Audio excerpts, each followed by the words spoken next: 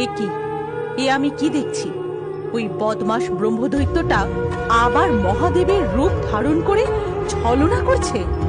এত বড় সাহস!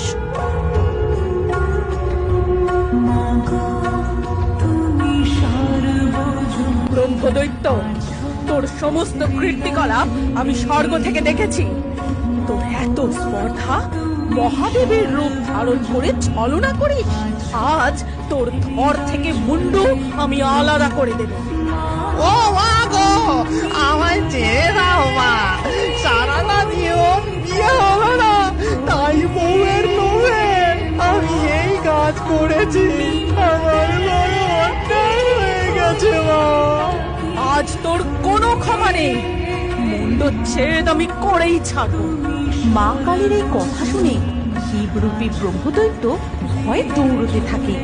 তার পিছু পিছু মা কালী হাতে খাড়া নিয়ে তাড়া করে। তারপরে